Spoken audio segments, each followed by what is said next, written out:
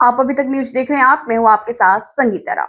औरैया जिले की फुफुन थाना क्षेत्र के खलीलपुर गांव में जमीन विवाद को लेकर जमकर बवाल हो गया। इस दौरान पति पत्नी की डंडों से बेरहमी से पिटाई का वीडियो सोशल मीडिया पर वायरल हो गया है। वायरल वीडियो में साफ तौर पर देखा जा सकता है कि एक महिला डंडे से एक अन्य महिला को बुरी तरह पीट रही है, जबकि आसपास मौजूद लोग घटना को देख रहे हैं। जानकारी के मुताबिक 12 अक्टूबर 2025 को गली की जमीन को लेकर सत्यभान पुत्र राम प्रसाद और जयशंकर पुत्र रामचरण के परिवार के बीच विवाद हो गया। आरोप है कि जयशंकर, उनकी पत्नी राजेश्वरी और नाती सूर्यकांत ने सत्यभान और उनकी पत्नी सुशीला को लाठी डंडों से पीटा। लखनऊ के मलिहाबाद में अम्रपाली वाटर पार्क के मालिक पर मजदूरों ने लगाए गंभीर आरोप। वाटर पार्क मालिक अजीत गुप्ता ने मजदूरों के साथ की जमकर मारपीट। मजदूरों का कहना है कि अजीत गुप्ता ने की गाली गलौज, बंधक बनाकर कराया काम।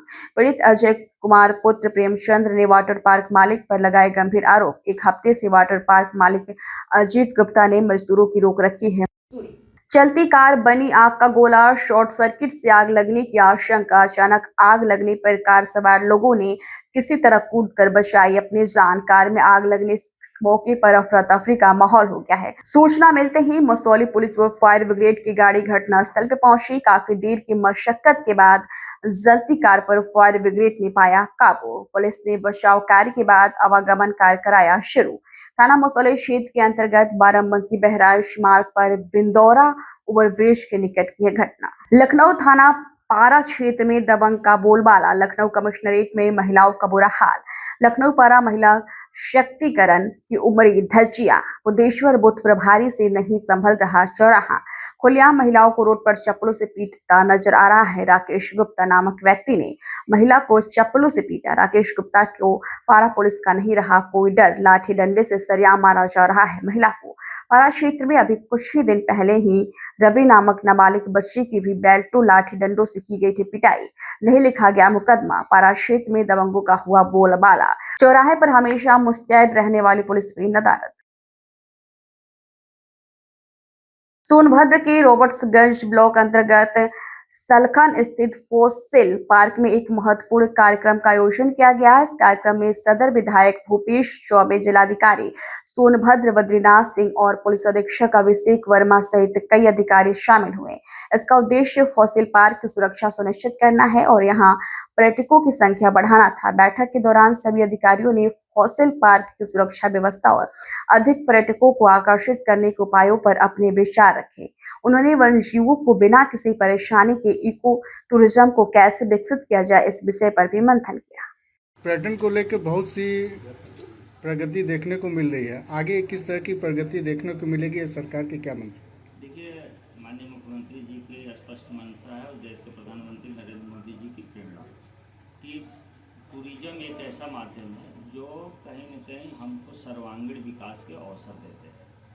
इसलिए सोनभद्र में जब उत्तराखंड अलग हुआ उत्तर प्रदेश से, तो वन का बड़ा क्षेत्र सोनभद्र बचा और वन और जल एक दूसरे से जुड़ा हुआ है और वो दोनों सोनभद्र में है। और पर्यटक ज़्यादातर वन क्षेत्र में जल का जहाँ हो स्थल, वहाँ बच्चे जाना चाहते हैं, वहाँ घूमना चाहते हैं, वो सोनभद्र में है। इसमें माननीय मुख्यमंत्री जी का बराबर दिशा निर्देश भी मिल रहा है और उस दिशा निर्देश का परिणाम है कि आप सोनभद्र में अपने पर्यटन केंद्र खुल रहा है। पर्यटन के अलग से अधिकारी यहाँ नियुक्त कर दिए गए। तमाम मुख्यमंत्री पर्यटन संवर्धन योजना के तहत तमाम स्थलों का उच्चीकरण, सुंदरीकरण किया जा चुका है। और भी जो स्थल हैं जैसे अबाड़ी है, खंता है, मंगेशर नाथ है, मच्छिंद्र नाथ है, सिद्धवार है, गोठानी है, जिसमें फासिल्स भी है, ऐसे तमाम स्थानों को भी डेवलप करने की योजना है और किया जाएगा। और पर्यटन हमारे आर्थिक तंत्र के विकास करने, स्वरोजगार को और मानसिक विकास और ऐसे तमाम अनुभव हमें प्राप्त होते हैं और देश को विकसित करने में इसका बड़ा योगदान है। कई ऐसे पर्यटन क्षेत्र हैं जहां आने जाने का सुगम साधन उपलब्ध नहीं है। रोड बनाने को लेकर वन विभाग अड़ंगा डालता है, इस पर क्या कहें? उसीलिए तो साथ बैठकर बात कर रहे हैं। उसका समाधान होगा, कोई भी समस्या आएगी उसका समाधान तो मिलेगा। बहुत सी जगह मोबाइल टावर और कनेक्शन की भी समस्या उस है। दिशा में भी काफ़ी काम है। तो पहाड़ी एरिया, जंगल में कुछ चीज़ें तो रहेगा ही। जैसे एक बात कहते हैं, अभी जिलाधिकारी महोदय ही एक दिन अनुभव बता रहे थे, उत्तराखंड में थे तो पैदल चलने पे बात आई तो लोग कहे कि जब उत्तराखंड के लोग पैदल ही नहीं चलते, उनकी पहचान ही वही है। तो जंगल में हम जाएंगे और नेटवर्क ही रहेगा तो फिर जंगल का महत्व खत्म हो जाएगा। इसलिए बातें मैं नहीं कर रहा कि नेटवर्क नहीं होना चाहिए, होना चाहिए, लेकिन वो भी एक अपना सुखद आनंद है, आनंद देता है। कैमूर वन सेंचुरी एरिया को कुछ महीनों के बंद के बाद फिर से खोला गया है, इसका मुख्य उद्देश्य क्या होता है? देखिए, जो कैमूर वन अभ्यारण्य है ये मिर्ज़ापुर और सोनभद्र के लगभग 1450 वर्ग किलोमीटर क्षेत्र में फैला हुआ है और बरसात के बाद आज से 1 नवंबर से नया सत्र शुरू हो रहा है जिसमें विजिटर्स आ सकते हैं और वन्य जीव को उनके प्राकृतिक वातावरण में देख सकते हैं। तो लगभग 4 महीने के अंतर के बाद आज से शुरुआत हो रही है, इसलिए ये कार्यक्रम आयोजित किया गया है। सर, इको फ्रेंडली की बात बनाने की बात आती है, इसको किस तरह से देखा जाएगा, कैसे इको फ्रेंडली डेवलप हो पाएगा एरिया? देखिए, जहाँ पर हम लोग आज बैठे हुए हैं ये एक विश्व की ऐतिहासिक धरोहर है, संसन हासिल पार्क। यहाँ पर दुनिया का सबसे पुराना जीवाश्म संरक्षित है और जो कैमूर वन्य रेंज के अंतर्गत आता है। इस जीवाश्म में पृथ्वी की उत्पत्ति और जीवन की उत्पत्ति का सारा रहस्य छुपा हुआ है। ये पूरे विश्व में एकमात्र स्थल है जहाँ पर इस तरीके के जीवाश्म खुले रूप में पाए गए। यूनेस्को और बहुत से वैज्ञानिक यहाँ पर आते हैं, लेकिन पर्यटक की दृष्टि से यहाँ उतना आवागमन नहीं है। इसको किस तरह से डेवलप करने की मंशा सरकार की है? पर्यटन की दृष्टि से इस स्थल को विकसित करने के लिए हम लोग यहाँ अवस्थापना सुविधाएं, पर्यटकों के लिए सुविधाओं का विकास कर रहे हैं और इसका प्रचार प्रसार भी उसका एक अंग है। आज इसीलिए इस स्थल का चयन किया गया है जहाँ से ये कार्यक्रम का शुभारंभ हो रहा है। यहाँ पर पर्यटकों के लिए आकर्षक सुविधाएं विकसित करने का वन विभाग प्रयास कर रहा है और जिला प्रशासन उसमें जो भी सहयोग होगा वो प्रदान करेगा। माननीय जनप्रतिनिधिगण से भी हम लोग अनुरोध करेंगे कि वो इस स्थल के विकास के लिए प्रयास करेंगे और कोई इस स्थल के लिए धनाभाव नहीं होने दिया जाएगा। भविष्य में इस अभयारण्य में कई जानवरों को रखने का क्या विचार है क्या सर? नहीं, ये जो सलखन है ये इसका महत्व दूसरे तरीके का है। ये दुनिया का सबसे पुराने जीवाश्म यहाँ संरक्षित हैं। इनको और अच्छी तरीके से पर्यटकों को इनके बारे में जानकारी दी जा सके, उनको इनके महत्व को समझाया जा सके और यहाँ पर पर्यटन सुविधाओं का विकास कर अधिक से अधिक पर्यटकों को आकर्षित किया जा सके, ये उद्देश्य है।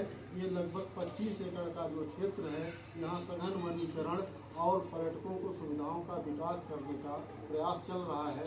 प्रभागीय वन अधिकारी जी इस संबंध में आगे कार्रवाई कर रहे हैं। धन्यवाद। बनवासी वृद्ध को बेखौफ अज्ञात दबंगों ने गोली मारकर की हत्या। पट्टे की जमीन को लेकर गांव में चल रहा था विवाद। हत्या से क्षेत्र में फैली सनसनी। सराय ख्वाजा थाना क्षेत्र के करेला गांव की यह घटना। करेला गांव में देर रात लगभग घर से 50 मीटर दूर मखनशु बनवासी पाही पर सो रहे थे। सुबह मृतक हालत में पाए गए। मौके पर पहुंची पुलिस उपचार के लिए जिला अस्पताल ले गई, जहां पर चिकित्सकों ने उन्हें मृत घोषित कर दिया। जानकारी मिलते ही परिजनों में मचा कोहराम। पुलिस अधीक्षक डॉक्टर कौस्तुभ ने पूरे मामले को संज्ञान में लेते हुए जांच के लिए 4 टीम किया गठित। पुलिस टीम जांच पड़ताल में जुटी। ये 1 नवंबर 2025 की देर रात्रि को ग्राम करेला थाना सराय ख्वाजा में मकनशु नामक व्यक्ति को अज्ञात व्यक्ति द्वारा गोली मार देने की सूचना प्राप्त हुई। सूचना पर तत्काल मजरूब को जिला अस्पताल भिजवाया गया, जहां उसकी मृत्यु हो गई है। अभी घटना के कारणों के बारे में जानकारी नहीं मिली है। घटना के अनावरण के लिए पुलिस अधीक्षक महोदय द्वारा 4 टीमों का गठन किया गया है। मृतक के परिवारजनों की तहरीर पर सुसंगत धाराओं में अभियोग पंजीकृत करते हुए अग्रिम विधिक कार्रवाई की जा रही है। अमेठी में तेज रफ्तार का दिखा कहर। भीषण सड़क दुर्घटना में 2 युवकों की हुई थी दर्दनाक मौत। बीती रात 2 बाइक की आमने सामने हुई थी जोरदार टक्कर। जोरदार टक्कर में घायल बाइक सवार 2 युवकों को इलाज के लिए कराया गया जिला अस्पताल में भर्ती, जहां पर इलाज के दौरान बाइक सवार घायल दोनों युवकों की हुई मौत। हादसे में एक युवक गंभीर रूप से घायल। गौरीगंज कोतवाली क्षेत्र के मुसाफिर खाना रोड के राजगढ़ के पास हुआ था हादसा। फिलहाल आज की खबरों में इतना ही। जल्दी हाजिर होंगे कुछ और बड़ी खबरों के साथ। तब तक के लिए दीजिए इजाजत। नमस्कार।